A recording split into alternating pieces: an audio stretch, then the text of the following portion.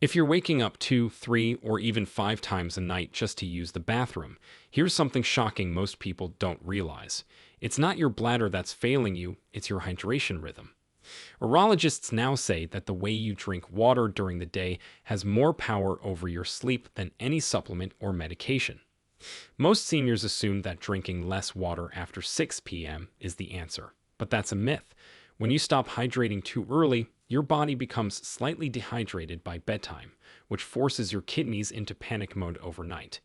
They start overfiltering your blood, pulling water from tissues to balance electrolytes, and the next thing you know, your bladder wakes you up again and again. It's not that you're drinking too much, it's that you're drinking at the wrong time. Think of your kidneys and bladder like a team on a 24-hour clock. During the day, they're designed to filter efficiently, but at night, they're supposed to rest.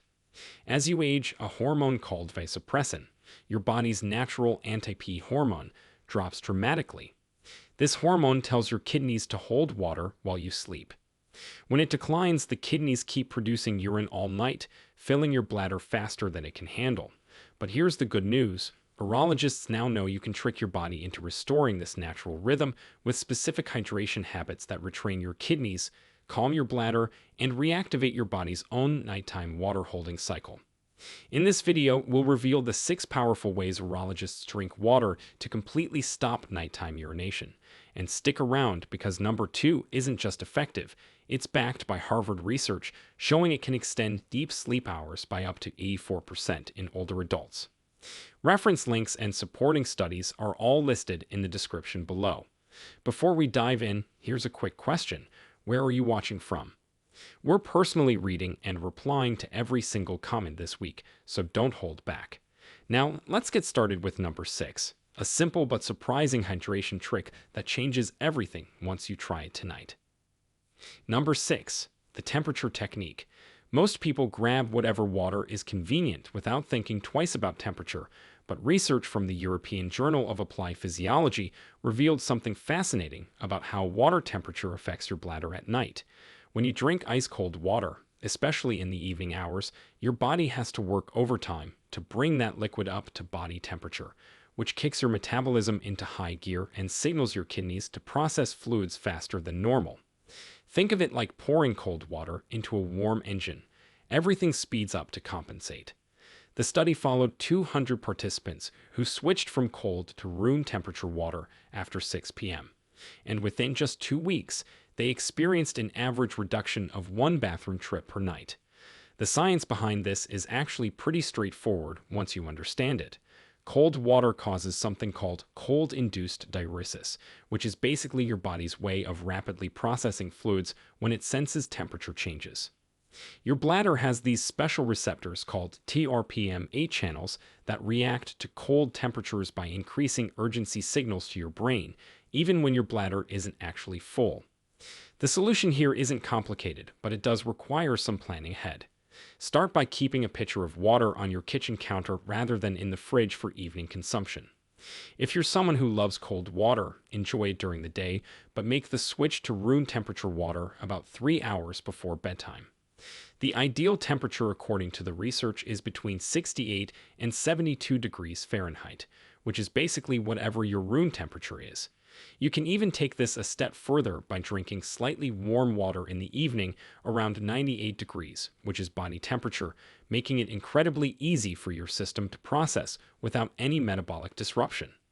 Many people worry that room temperature water doesn't taste as refreshing, but you can add a slice of cucumber or a few mint leaves to make it more appealing without affecting the temperature benefits.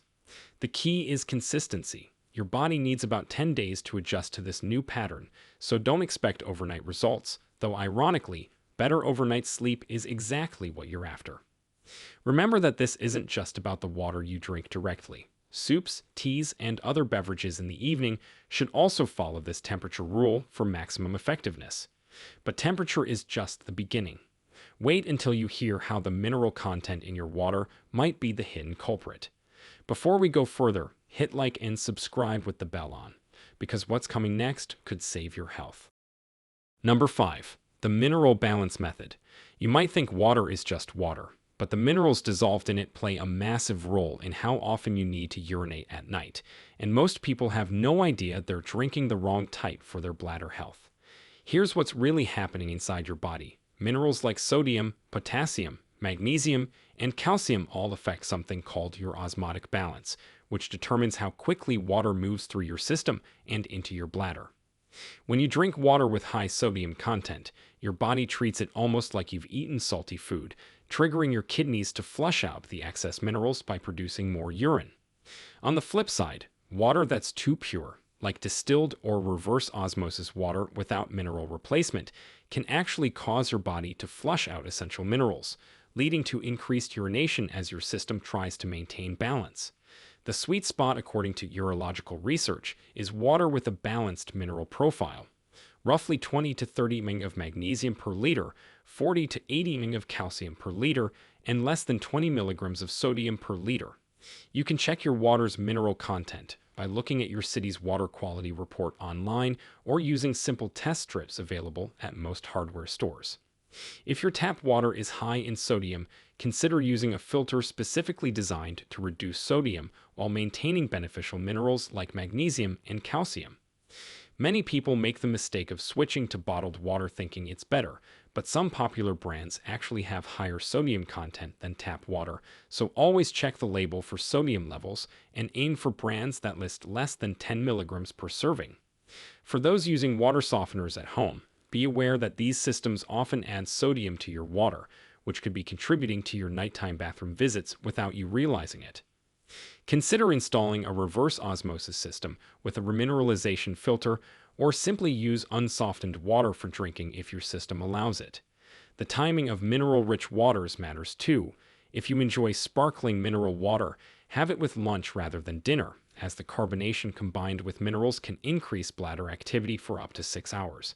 You can also balance your water's mineral content naturally by adding a tiny pinch of pink Himalayan salt and a squeeze of lemon to a large pitcher of filtered water, which provides trace minerals without the sodium overload.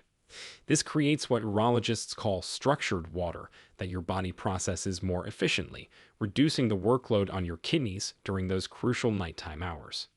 The difference this simple change makes is remarkable, with study participants reporting not just fewer bathroom trips, but also less urgency when they did need to go. Speaking of timing, the next technique will completely change when you think you should be hydrating. Number 4. The front-loading formula. Conventional wisdom tells us to spread our water intake evenly throughout the day, but urologists who specialize in sleep medicine have discovered this advice is actually backwards for anyone struggling with nighttime urination. Your body has something called a circadian kidney function, which means your kidneys naturally slow down their filtering process as evening approaches, preparing your body for sleep. When you drink large amounts of water in the afternoon and evening, you're essentially forcing your kidneys to work against their natural rhythm, like trying to run a fill when your body wants to rest.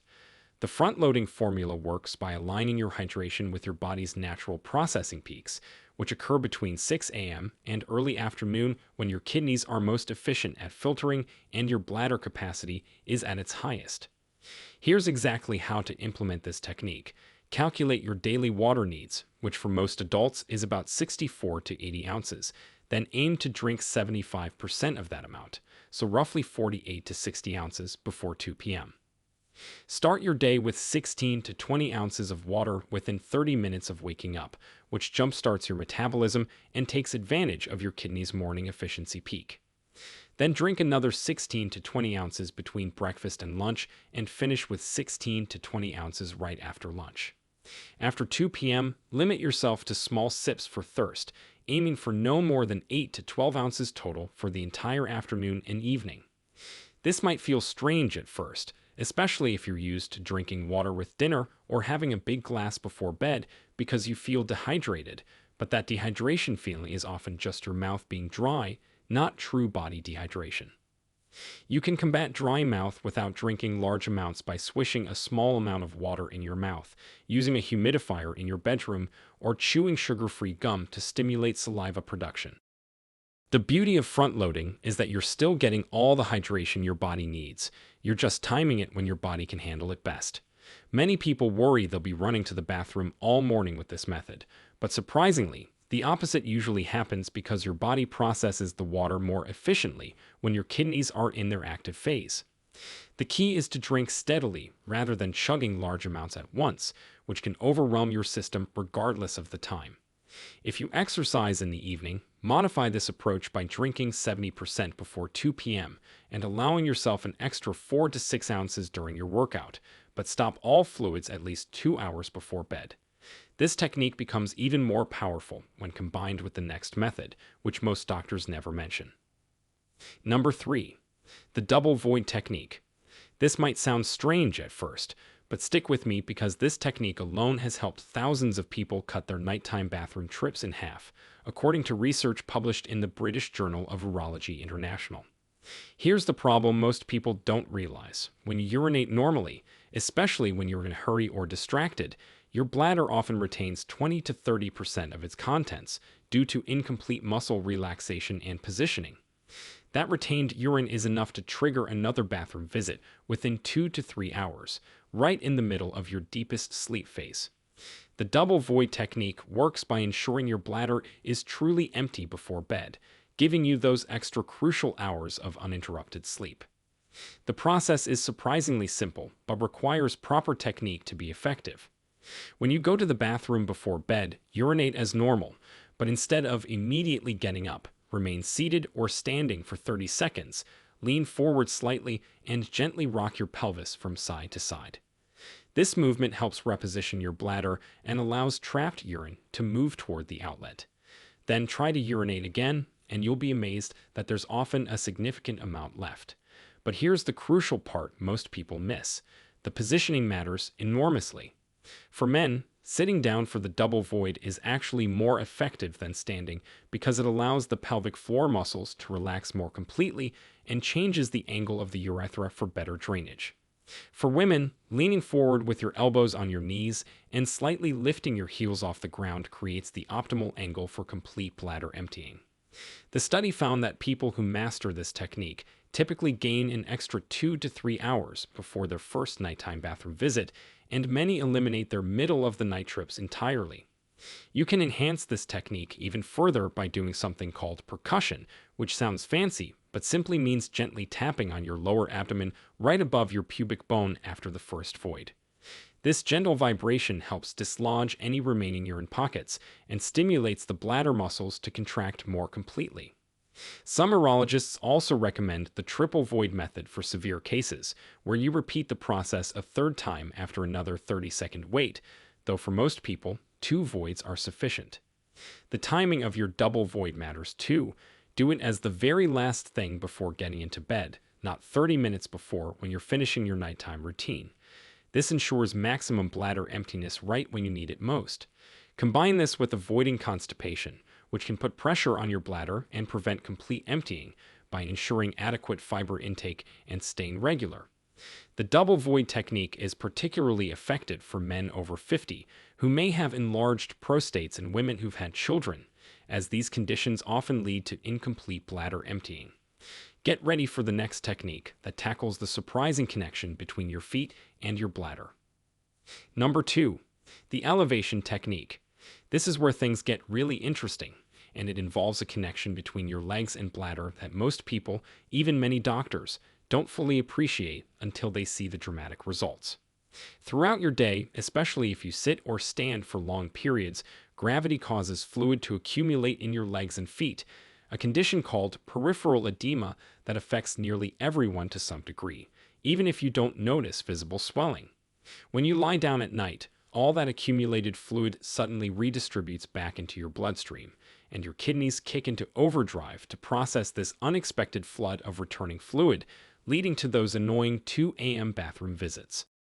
The elevation technique works by forcing this fluid redistribution to happen before bedtime, when you can easily handle the extra bathroom trips, rather than in the middle of the night when it disrupts your sleep. Here's the exact protocol that showed the best results in the studies. Between 6 and 8 p.m., lying on your couch or bed and elevate your legs above your heart level using pillows or a wall. The ideal angle is about 45 degrees, and you need to maintain this position for at least 30 minutes, though 45 minutes showed even better results. During this time, you can watch TV, read, or scroll your phone. The activity doesn't matter as long as your legs stay elevated. What happens during these 30 minutes is remarkable. The fluid that's been pooling in your legs all day rushes back into circulation, your kidneys process it immediately, and you'll likely need to urinate once or twice in the hour following elevation. This is exactly what you want because you're essentially front-loading your nighttime urination into the evening hours when it doesn't disrupt your sleep. The technique becomes even more effective if you wear compression socks during the day, which prevent as much fluid from accumulating in the first place, then remove them during your elevation session to maximize fluid return. For people who find lying down with elevated legs uncomfortable, you can achieve similar results by sitting in a recliner with your legs raised, though the angle might not be quite as effective. The timing here is crucial. If you do this too early in the day, fluid will reaccumulate before bedtime, and if you do it too late, you won't have time to process and eliminate the fluid before sleep. Some people worry that elevating their legs will make them need to urinate more overall, but the total amount of urine production stays the same. You're just shifting when it happens from nighttime to evening.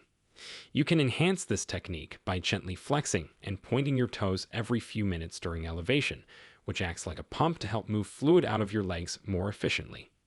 Many people combine this with gentle ankle rotations or spelling the alphabet with their toes, which not only helps with fluid movement, but also improves circulation and reduces the risk of blood clots.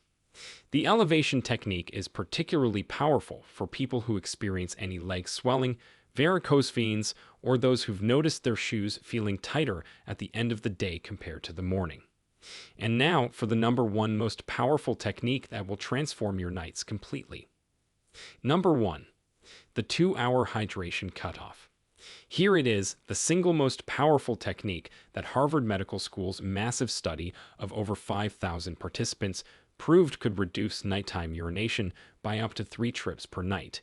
Yet most people get this completely wrong because they've been given oversimplified advice. The conventional wisdom says to stop drinking fluids 2 to 3 hours before bed, but that's only part of the equation. The real secret is understanding what happens during those 2 hours and how to properly prepare your body for a full night's sleep without dehydration. The study found that it's not just about when you stop drinking, but about creating what researchers call a hydration taper that gradually reduces fluid intake while maintaining optimal body hydration. Your kidneys don't immediately stop producing urine when you stop drinking. They continue processing fluids for approximately 120 minutes, which means that glass of water at 8 p.m. is still affecting your bladder at 10 p.m. or even later. The successful protocol works like this. Exactly 2 hours before your planned bedtime, you take your last normal drink of water, but here's the crucial part. This should be no more than 4 ounces, sipped slowly over 15 minutes rather than gulped down. For the next hour, you can have tiny sips if absolutely necessary, but we're talking about just enough to wet your mouth, less than an ounce total. The final hour before bed is a complete fluid cutoff, no exceptions, not even the small sip of water to take medications, which should be timed earlier. But here's what makes this technique truly powerful and different from simple fluid restriction. During those 2 hours, you're actively preparing your body to not need fluids overnight.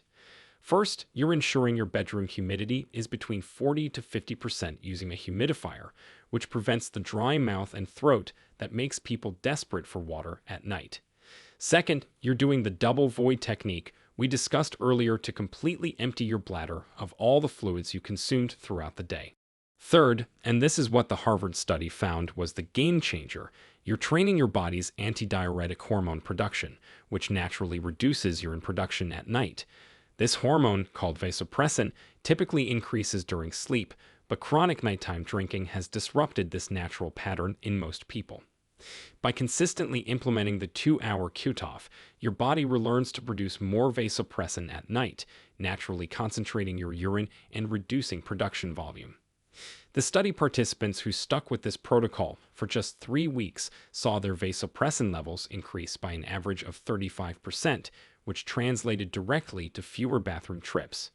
The key to making this work without feeling dehydrated is proper daytime hydration using the front-loading technique we discussed earlier, ensuring your body's fluid reserves are fully stocked before the evening cutoff begins.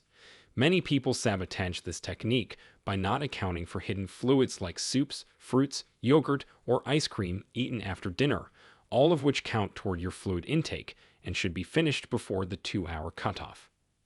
Alcohol and caffeine need special consideration because they're diuretics that continue affecting your bladder for 4 to 6 hours, so that evening coffee or nightcap needs to happen at least 4 hours before bed, not just 2. For medications that must be taken at bedtime, talk to your doctor about whether they can be shifted earlier or taken with just enough water to swallow, usually less than a tablespoon. The participants who saw the most dramatic improvements were those who combined this 2-hour cutoff with all the other techniques, creating what researchers called a synergistic effect, where each method amplified the other's effectiveness. Your nights don't have to be ruled by your bladder anymore. These 6 urologist-approved techniques aren't just theories, they're proven methods that have already helped millions reclaim their sleep and their lives. Start with just one technique tonight, master it over the next week, then add another. Within a month, you could be sleeping through the entire night, waking up refreshed instead of exhausted. The choice between another year of interrupted sleep and finally getting the rest you deserve starts with implementing these simple changes today. If this video helped you understand how to finally stop those frustrating nighttime bathroom trips, please hit that subscribe button and share this with someone who needs to hear these life-changing techniques. Thank you for watching, and here's to your first full night's sleep in years.